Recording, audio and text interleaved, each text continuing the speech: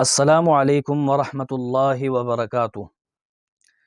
اللہ کے پیغمبر علیہ السلام کے دور میں صحابہ اکرام کا یہ معمول تھا کہ کبھی نبی علیہ السلام سے پوچھا کرتے تھے کہ آپ کوئی ایسا عمل بتا دیں کہ جس سے ہمیں جنت کا داخلہ مل جائے، اور کبھی کبھی ایسا ہوتا تھا کہ اللہ کے پیغمبر علیہ السلام خود بتا دیتے تھے کہ یہ عمل کرنے پر اللہ کی جنت مل سکتی ہے، یا آپ فرماتے کہ یہ عمل کر لو گے تو میں تمہیں جنت کی گارنٹی دیتا ہوں۔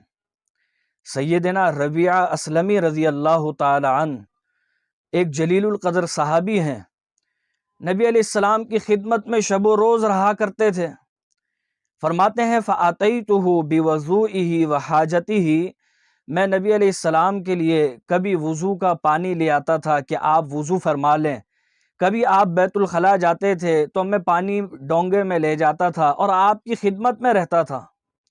آپ علیہ السلام نے میری خدمت سے خوش ہو کر ایک موقع پر مجھ سے فرمایا، سل یا ربیعہ، اے ربیعہ مانگو، کیا مانگتے ہو؟ اللہ اکبر، کتنی اہم بات ہے۔ ربیعہ اسلمی چاہتے تو کہہ دیتے کہ مجھے مال و دولت دے دیں، فلاں جائیداد دے دیں، فلاں مقام کی گورنری یا کوئی عہدہ منصب دے دیں، لیکن ربیعہ اسلمی نے مانگا بھی تو کیا مانگا؟ کہنے لگے، اللہ کے پیغمبر مجھے ایک چیز چاہیے، اور ایک چیز مانگی، نتیجے میں دو چیزیں ملنی تھیں۔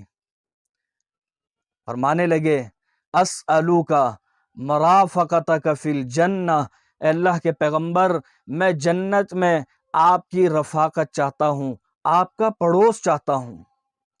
اب آپ دیکھیں، مانگا پڑوس ہے، لیکن پڑوس بھی ملے گا اور جنت بھی ملے گی۔ آپ علیہ السلام نے فرمایا، فَأَعِنِّي عَلَى نَفْسِكَ بِكَثْرَةِ السُّجُودِ، تو پھر تمہیں یہ کرنا ہوگا کہ تم کثرت کے ساتھ سجدے کیا کرو۔ کیا معنی؟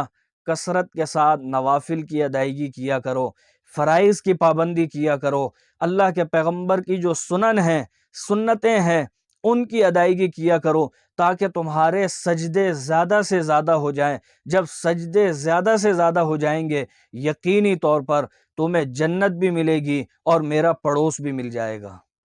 ہم بھی کوشش کریں تاکہ اللہ کے پیغمبر کے پڑوس میں ہمیں بھی ایک جگہ مل جائے۔ اللہ عمل کی توفیق دے۔ وآخر دعوانا ان الحمد للہ رب العالمین۔